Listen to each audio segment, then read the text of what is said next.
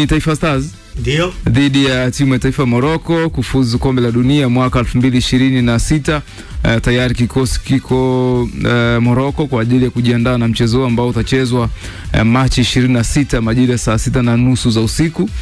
Na ni mchezo ambao utachezwa weekend iliyomalizika. Tumeona timu ya taifa Niger imepoteza 2-1 dhidi ya timu ya taifa Morocco.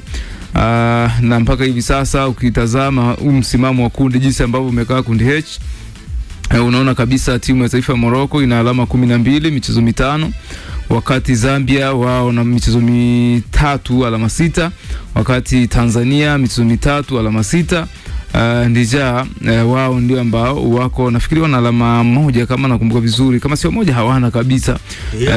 Hiyo ni timu ya taifa ya Niger, lakini zipo taarifa ambazo zinahusisha huenda alama zile ambazo walizikusanya timu ya taifa ya Morocco dhidi ya Niger dhidi ya Congo Brazzaville zikaondolewa kwa sababu ya Congo Brazzaville hawatashiriki.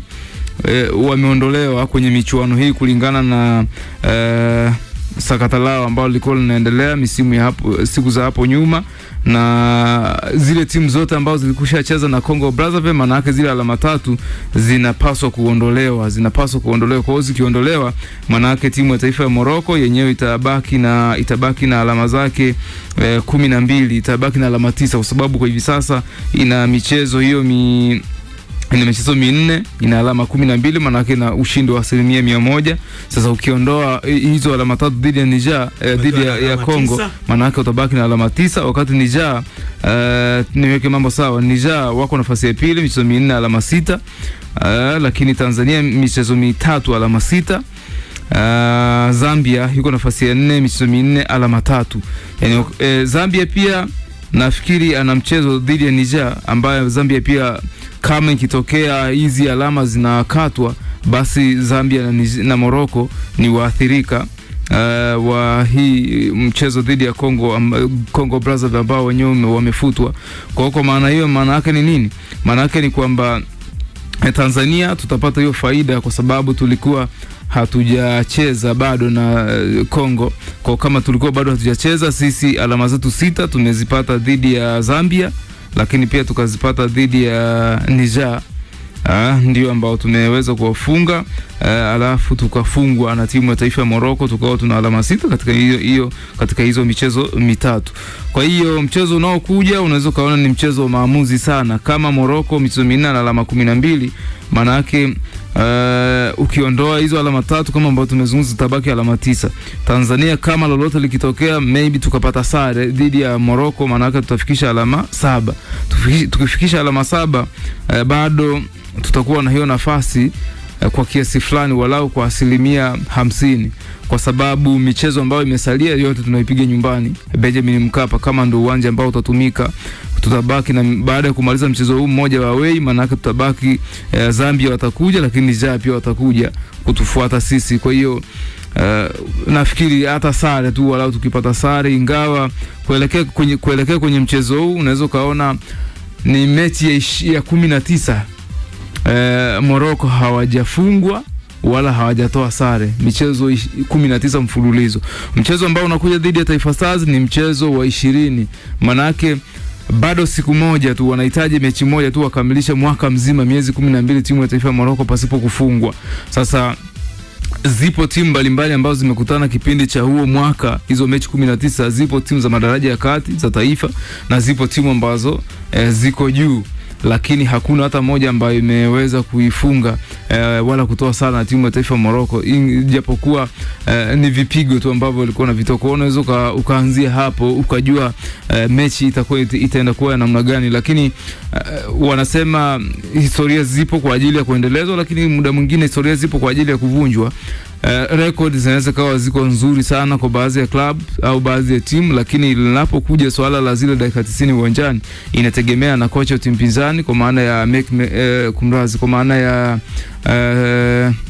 Morocco. Yes, Ahmed Morocco pamoja na Juma Mgunda. Yes, pamoja na Julio Pereira.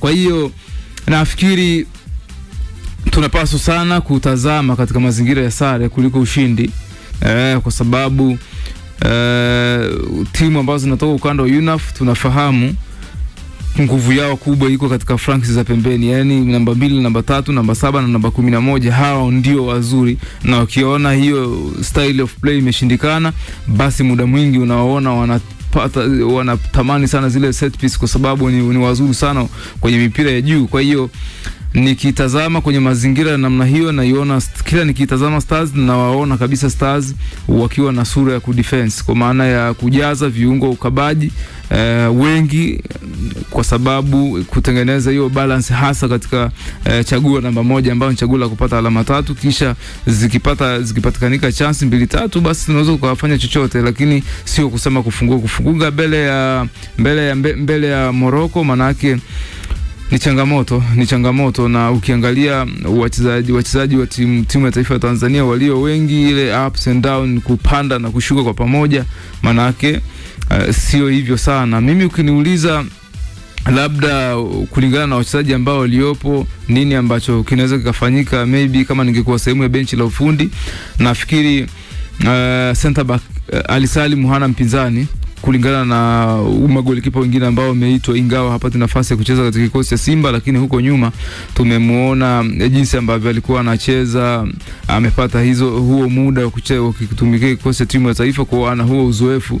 Lakini pia nyakati zile ambazo Simba klabu yake ikiwa inapitia wakati mgumu, yeye amekuwa akichukua timu ikiwa katika pressure hali ya juu, ingawa hapati nafasi ya kucheza mara kwa mara, lakini uzoefu wake inawezekana ukawa unambeba. Kuna mchezaji mwingine inawezekana akawa hana timu, lakini ule ubora wake, kwa sababu hajakosekana uwanjani muda mrefu, ule ubora wake unaamua kwenda nao. Lakini eneo la center back to me, kwa sababu ya kwenye mpira si tu tunahitaji watu ambao watakuwa wanagongana, isipokuwa kwenye mpira tunahitaji pia wakati mwingine watu ambao wana maelewano, Sasa ukimwangalia Dickson Job pamoja na Ibrahim Baka wana maelewano, timu ya taifa wametumika kwa kipindi kirefu pia, lakini pia wamepata zaidi ya mechi 4, 5 mpaka 6 Ibrahim Baka na Dickson Job, kwa maana wamesha link tayari. Lakini ukiwa ndani ya klabu ya Young Africans bado wana hiyo partnership, kuliko ukimweka yule Ibrahim Ame kutoka Mashujaa ama ukamweka Abdulrazak Hamza alafu kwa mchezaji na mmoja wapo aidha Baka ama Job. Kwangu mimi naona wabaki hao, isipokuwa kwangu mimi niko tofauti kidogo. Eneo la namba 6 tunafahamu tuna Novatus Dismas Miroshi, lakini pia kuna Yusuf Kagoma.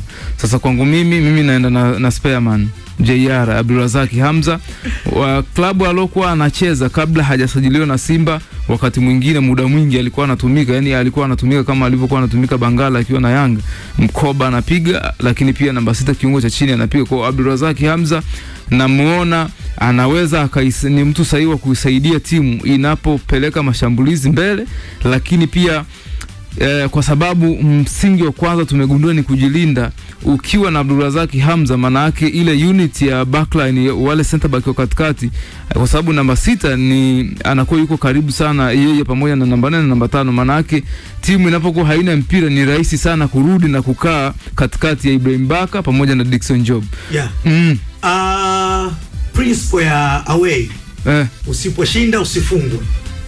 Nini tufanye? Na tumeona ubora wa timu ya taifa ya Morocco kwa mchezaji mmoja, lakini hata kwa kikosi kamili cha timu ya Morocco. Nini tunapaswa kufanya ili tuweze kuvunja rekodi ya timu ya taifa ya Morocco kuto kufungwa mwaka mzima kama wa Tanzania? BK ndo kama ambavyo nimezungumza, kitu ambacho tunapaswa kufanya kulingana na ubora wa pinzani, nafikiri tunapaswa kwanza kujilinda. Na kujilinda kwenyewe inawezekana mko low block mpaka wakawa wanashindwa kupitisha mipira katika njia ambazo wao wamezichora uwanjani, wakaamua kwenda na style, wakabadilisha style nyingine, wakawa wanapiga mipira mirefu ya kugombania, kwa sababu wanajua wao mara nyingi hizi timu zinazohusisha watu weupe huwa si wafupi, tofauti na Afrika. Morocco pia wako Afrika, lakini tunafahamu hata wao zengo lao ni muda mwingi wanakataa wao kuitwa hata kipindi kombe la dunia wanafika mpaka katika hatua ya nusu finali kama unakumbuka.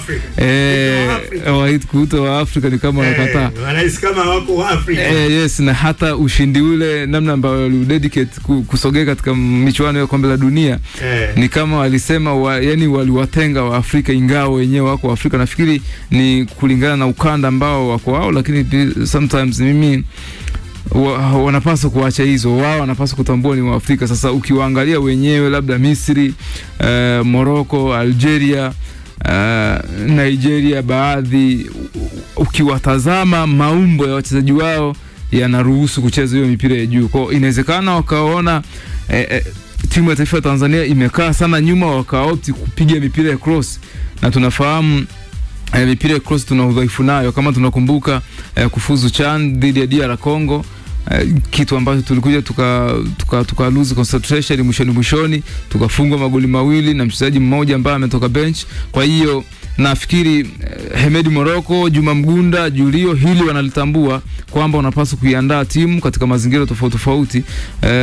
Plan A kama opponent akiona imefeli, kuna hiyo set piece, mipira ya kona, mipira ya kutenga ambayo Tanzania pia wamekuwa na huo udhaifu.